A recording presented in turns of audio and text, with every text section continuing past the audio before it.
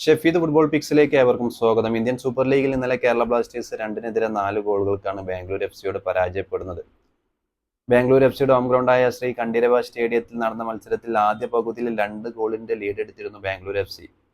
പക്ഷേ രണ്ടാം പകുതിയിൽ തകർത്ത് കളിച്ച കേരള ബ്ലാസ്റ്റേഴ്സ് മത്സരം സമനില പിടിച്ചിരുന്നു 2-2. പക്ഷെ അതിനുശേഷം 2 ഗോളുകൾ ബ്ലാസ്റ്റേഴ്സ് വഴങ്ങുമ്പോൾ ശരിക്കും ബ്ലാസ്റ്റേഴ്സിന്റെ ഡിഫൻസ് അല്ലെങ്കിൽ ഏത് സമയത്തും എതിർ ടീമുകൾക്ക് ഗോൾ അടിക്കാൻ കഴിയുന്ന രീതിയിലുള്ള അല്ലെങ്കിൽ തുറന്നിരിക്കുന്ന ഒരു രീതിയിലുള്ള ഡിഫൻസ് അല്ലെങ്കിൽ ഗോൾ പോസ്റ്റ് ആയിരിക്കും നിലവിൽ ബ്ലാസ്റ്റേഴ്സിൻ്റെത്.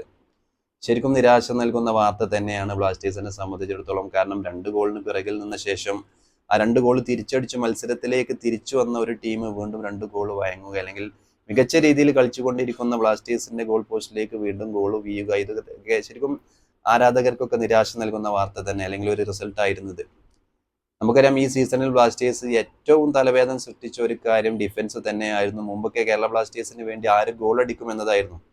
ഗോൾ അടിക്കാത്ത ഒരു ബ്ലാസ്റ്റേഴ്സ് എന്നുള്ള രീതിയിലുള്ള കുറെ സീസണുകൾ നമ്മൾ കണ്ടതാണ്. പക്ഷേ ഇത്തവണ നോവസോദോയൊക്കെ വന്നതോടുകൂടി അല്ലെങ്കിൽ ജിമിനസൊക്കെ എത്തിയതോടുകൂടി കേരള ബ്ലാസ്റ്റേഴ്സ് ഗോൾ അടിക്കുന്നുണ്ട്. പക്ഷേ ഡിഫൻസിൽ അല്ലെങ്കിൽ ഗോൾ പോസ്റ്റ് ഏത് നിമിഷവും എതിർ ടീമിന് ഗോൾ അടിക്കുന്ന രീതിയിൽ അല്ലെങ്കിൽ ഗോൾ അടിക്കാൻ പറ്റുന്ന രീതിയിലുള്ള ഡിഫൻസ് ആണോ ബ്ലാസ്റ്റേഴ്സിൻ്റെതെന്ന് സംശയിക്കേണ്ടിയിരിക്കുന്നു.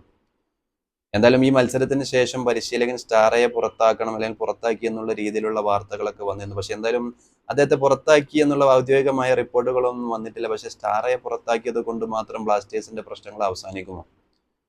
ശരിക്കും ഡിഫൻസിൽ ഇതിലും മികച്ച രീതിയിലുള്ള പ്രകടനങ്ങൾ ബ്ലാസ്റ്റേഴ്സിന്റെ ഭാഗത്തു നിന്ന് വരേണ്ടതുണ്ട്. അല്ലെങ്കിൽ നിലവിൽ ഒരു ശരാശരി പ്രകടനം മാത്രമാണ് നിലവിൽ ബ്ലാസ്റ്റേഴ്സിന്റെ ഡിഫൻസിൽ നിന്നുള്ളത്. ബാംഗ്ലൂർ എഫ് സി സീസണിൽ അവരുടെ ഹോം ഗ്രൗണ്ടിൽ ഏറ്റവും മികച്ച പ്രകടനം കാഴ്ചവെച്ച ടീമുകളിൽ ഒന്നാണ്.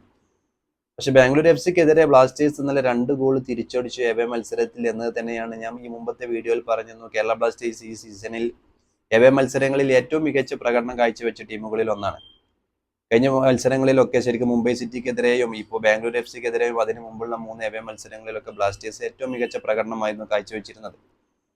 പക്ഷെ കുറച്ചുകൂടി മെച്ചപ്പെട്ട ഒരു ഡിഫൻസ് കൂടി ഉണ്ടായിരുന്നെങ്കിൽ എന്ന് ആശിച്ചു പോവുകയാണ് കേരള ബ്ലാസ്റ്റേഴ്സിന്റെ ഈ ഒരു മത്സരം കാണുമ്പോൾ. കാരണം ബാംഗ്ലൂർ എഫ് സിക്കെതിരെ രണ്ടാം പകുതിയിൽ തകർത്ത് കളിച്ചു 2 ഗോളിന്റെ ലീഡ് എടുത്ത ബാംഗ്ലൂർ എഫ് സിക്കെതിരെ 2 ഗോൾ തിരിച്ചടിച്ചു മത്സരത്തിലേക്ക് തിരിച്ചു വന്ന ബ്ലാസ്റ്റേഴ്സാണ് ശരിക്കും അവസാന നിമിഷം 2 ഗോളുകൾ വഴങ്ങുന്നത്. ഡിഫൻസിൽ കൊയീഫും അതുപോലെ തന്നെ സന്ദീപ് സിംഗും ഒക്കെ നിരാശ നൽകുന്ന പ്രകടനം തന്നെയാണ് കാഴ്ചവെക്കുന്നത്. ശരിക്കും മത്സരം കണ്ടാൽ തന്നെ നമുക്കറിയാം, കോച്ചിനെ സ്റ്റാറയെ പുറത്താക്കണം എന്ന് പറയുന്നതിലുപരി മികച്ച ഡിഫെൻഡിങ്ങിന് ഒരു ടീമിനെ ഒരു മികച്ച കെട്ടിപ്പടുത്ത് ഒരു മികച്ച ഡിഫൻസ് ബ്ലാസ്റ്റേഴ്സിലേക്ക് എത്തേണ്ടതുണ്ട്. ജനുവരി ട്രാൻസ്ഫർ വിൻഡോയിലെങ്കിലും ഇതിലൊരു മാറ്റം ഉണ്ടാകുമെന്ന് നമുക്ക് പ്രതീക്ഷിക്കാം. എന്തായാലും സ്റ്റാറയെ പുറത്താക്കിയത് കൊണ്ടൊന്നും കേരള ബ്ലാസ്റ്റേഴ്സിന്റെ പ്രശ്നങ്ങൾ അവസാനിക്കുന്നില്ല. പുതിയ പരിശീലകൻ വന്നിട്ടും കാര്യമില്ല. ഇവാൻ വുക്കമനോവിച്ചുള്ള സമയത്താണെങ്കിലും ബ്ലാസ്റ്റേഴ്സിനെ സംബന്ധിച്ചിടത്തോളം ഡിഫൻസിലെ പ്രശ്നങ്ങൾ ശരിക്കും പരിഹരിച്ചിട്ടില്ല. എന്തായാലും ഈ സീസണിൽ നിലവിൽ 11ഓളം മത്സരങ്ങൾ ബ്ലാസ്റ്റേഴ്സ് കളിച്ചിട്ടുണ്ട്. ശരിക്കും ഒരു സീസണിലെ ഏകദേശം മത്സരങ്ങൾ പകുതിയോളം മത്സരങ്ങൾ കളിച്ചു കഴിഞ്ഞു.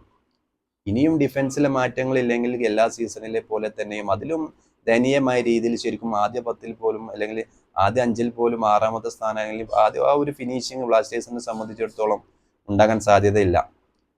എന്തായാലും കാത്തിരുന്ന് കാണാം. എന്തായാലും സ്റ്റാറയെ നിലവിൽ പുറത്താക്കി എന്നുള്ള വാർത്തകളൊന്നും ഔദ്യോഗികമായി വന്നിട്ടില്ല. സ്റ്റാറയെ പുറത്താക്കിയത് കൊണ്ടൊന്നും ബ്ലാസ്റ്റേഴ്സിന്റെ പ്രശ്നങ്ങൾ അവസാനിക്കാനും പോകുന്നില്ല.